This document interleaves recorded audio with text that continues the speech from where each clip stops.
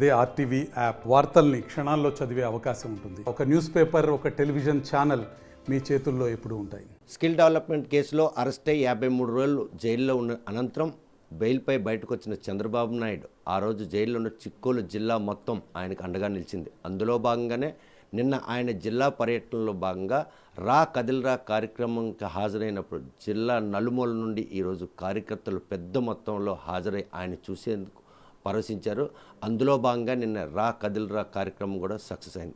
ఈ సక్సెస్కి ఆది నుండి కూడాను కారకమైనటువంటి శ్రీకాకుళం నియోజకవర్గం ఇన్ఛార్జ్ గుండా లక్ష్మీదేవి ప్రస్తుతం అంతా ఉన్నారు.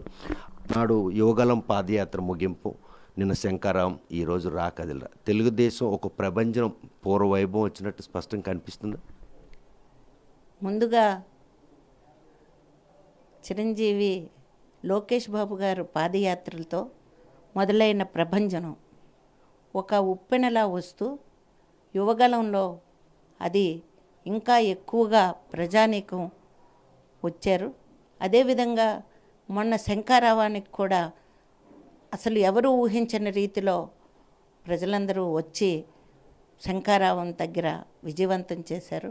నిన్న రా కదలిరా కార్యక్రమాన్ని పూర్తి స్థాయిలో చంద్రబాబు నాయుడు గారు 53 రోజులు జైల్లో ఏ విధంగా ఉన్నారు అన్న బాధతో ఆయన్ని చూడటానికి తెలుగుదేశం పార్టీ పట్ల నమ్మకాన్ని, భరోసాని పెంచుకోవటానికి రావడం జరిగిందని తెలియజేస్తున్నాను.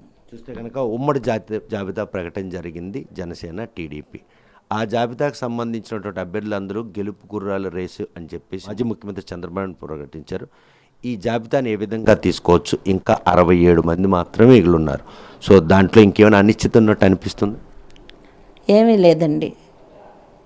నిజంగా పవన్ కళ్యాణ్ గారు ఒక మానవతావాదండి. జైల్లో చంద్రబాబు నాయుడు గారిని ములాఖత్ అవ్వడానికి వెళ్ళి అట్నుంచి రాగానే ఆయన ఎవరిని సంప్రదించకుండా నేను ఈ రోజు నుంచి తెలుగుదేశం పార్టీతో కలిసి వెళ్తాను, నా లక్ష్యం ఈ సైకోని దించడం అని చెప్పటం ఆయన గొప్పతనం అండి. అలాంటి ఆయన తెలుగుదేశం పార్టీ జాతీయ అధ్యక్షులు నారా చంద్రబాబు నాయుడు గారు ఉమ్మడిగా ఒక ప్రకటన చేయటం, అందులో అన్నీ గెలుపు గుర్రాలే ఉండడం చాలా సంతోషం. అందరూ గెలుస్తారని కూడా నమ్మకంగా ఉన్నామండి. 94 మంది అభ్యర్థులు ప్రకటన తర్వాత కొన్ని కాన్స్టిట్యున్సీలకు సంబంధించి తెలుగు తమ్ముళ్ళు జీర్ణించుకునే పరిస్థితి లేదు జనసేనతో. శ్రీకాకుళం జిల్లాలో అటువంటి పరిస్థితి లేకపోయినా ఉమ్మడి శ్రీకాకుళం జిల్లా 10 నియోజకవర్గాలు 4 స్థానాలనే ప్రకటించారు. ఉన్న 6 స్థానాలు ప్రకటించారు. ఆశావాహులుగా మీకేమైనా మదనపాఠం? నాకేం లేదండి. నిజంగా చెప్పాలంటే నా అంత అదృష్టవంతురాలు ఎవరుండరండి. నా భర్త 4 సార్లు ఎమ్మెల్యే చేశారు, మంత్రిగా చేశారు. పూజ్యులు కీర్తిశేషులు నందమూరి తారక రామారావు గారి మంత్రివర్గంలో ఆయన పనిచేశారండి. నేను అనుకోని రీతిలో నేను కూడా ఎమ్మెల్యేగా చేశాను. ఒక ఇంటి నుంచి భార్యాభర్తలు ఇద్దరు ఎమ్మెల్యేలు అవ్వడం కూడా చాలా అరుదైన విషయం. అలా నాకు కలిసి వచ్చింది. భగవంతుడి దయ వల్ల పిల్లలిద్దరూ కూడా అమెరికాలో మంచి పొజిషన్లో ఉన్నారండి. ఇంకా ఆలోచించడానికి నాకైతే ఏమీ లేదు. ఏదైనా చంద్రబాబు నాయుడు గారు గెలుపన్నదే ముఖ్యం. రాదన్న ధీమా మొదటి జాబితాలో గుండా లక్ష్మీదేవి పేరు ప్రకటన. రాదన్న ధీమా అసలు నాకు లేనే లేదండి. కొన్ని కారణాల వలన లేదా ఏదో సందర్భానుసారంగా ఆయన ప్రకటించకపోయి ఉండొచ్చు. అంత మాత్రానికి మనం తప్పుగా అనుకోకూడదండి. నేను ఆ గెలుపు గుర్రంలో ఒకదాన్నని అనుకుంటున్నానండి. రా కదిల్రా కార్యక్రమం మొత్తం మీ భుజాల మీద వేసుకొని ఈరోజు మీ నియోజకవర్గం నిర్వహించారు. 7 నియోజకవర్గాల నుండి కూడా ఈరోజు పెద్ద మొత్తంలో రావడం జరిగింది. గుండా లక్ష్మీదేవి నిర్వహించినటువంటి ఈ రా కదిల్రా కార్యక్రమం ఇంత స్పందన రావడానికి కారణమే? ఇది జిల్లా స్థాయి కార్యక్రమం అండి. అందుకని ప్రతి ఒక్కరూ ఈ కార్యక్రమం మాది, అందరం గెలవాలి అన్న ఉద్దేశంతో ఈ కార్యక్రమాన్ని నిర్వహించడం జరిగింది. అయితే అదృష్టం కొద్దీ నా నియోజకవర్గంలో ఈ కార్యక్రమం జరగడం వలన మాకు ఎలాగూ ఎక్కువగా బాధ్యత ఉంటుంది. దాన్ని బాగానే మేము పూర్తి చేసామని అనుకుంటున్నాం. ఇంత బాగా కార్యక్రమం జరిగినందుకు నిజంగా ప్రజలకి, తెలుగుదేశం పార్టీ కార్యకర్తలకి, తెలుగుదేశం పార్టీ కుటుంబ సభ్యులకి ధన్యవాదాలు తెలియజేయాలండి. ఎందుకంటే ఎన్ని కష్టాలు వచ్చినా, ఎన్ని బాధలు వచ్చినా, ఇల్లులు కొట్టేసినా, భూములు తీసుకున్నా, అదేవిధంగా వాళ్ళని కోర్టులకు విడిచినా, పోలీస్ స్టేషన్లో పెట్టినా, మేము ఇంకో పార్టీకి రాము, తెలుగుదేశం పార్టీయే మా పార్టీ అంటూ ఉన్న వాళ్ళందరికీ నిజంగా పాదాభివందనాలు చేయాలండి. 118 స్థానాల పొత్తుల్లో భాగంగా 24 జనసేనకి, 94 టీడీపీకి ఇవ్వడం జరిగింది. 94 మంది అభ్యర్థులు అలవోకగా చంద్రబాబు నాయుడు ప్రకటించితే 24 పేర్లు కూడాను పవన్ కళ్యాణ్ ప్రకటించడం పోవడంపై ఆ జాబితాలో ఏవైనా టీడీపీ ఆశావాళ్ళ పేర్లు ఉన్నాయన్నట్టు ఒక చర్చ నడుస్తుంది అనుకోవచ్చా? నాకైతే అవన్నీ తెలియదండి. వాళ్ళ పరిస్థితులు మరి మనకు తెలీదు. ఎందుకంటే వాళ్ళు కూడా లాస్ట్ టైం అన్ని నియోజకవర్గాల నుంచి పోటీ చేశారు.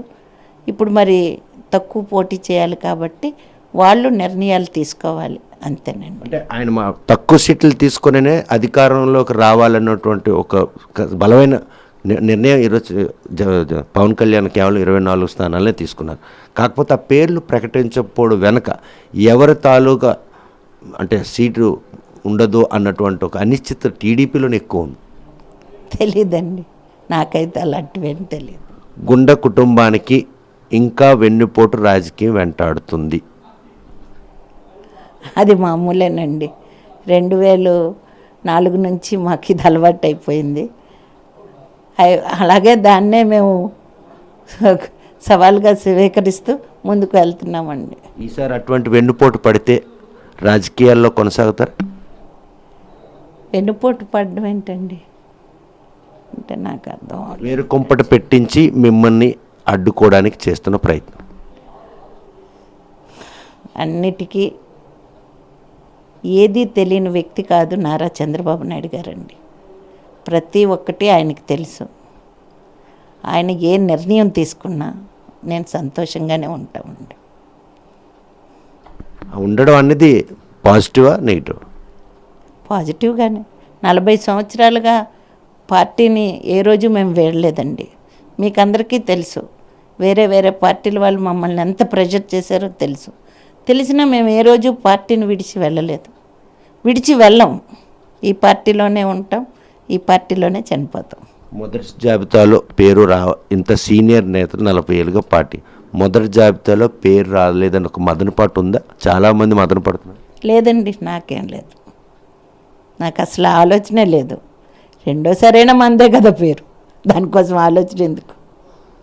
చూస్తే కనుక ప్రస్తుతం మొదటి జాబితాలో పేరు రాకపోయినప్పటికీ కూడాను రెండో జాబితాలో మొదటి స్థానంలో తన పేరు ఉంటుందని ఒక ధీమా వ్యక్తం చేస్తున్నారు. శ్రీకాకుళం నియోజకవర్గం వేదికగా జరిగిన కదిలరా కార్యక్రమానికి వచ్చిన వారంతా కూడాను మాజీ ముఖ్యమంత్రి చంద్రబాబు నాయుడు 53 రోజులు జైలు జీవితం గడిపిందో మొట్టమొదటిసారి శ్రీకాకుళం జిల్లాకు రావడం ఆయన ప్రత్యక్షంగా చూసేందుకు ఇంతమంది తరలి వచ్చారు.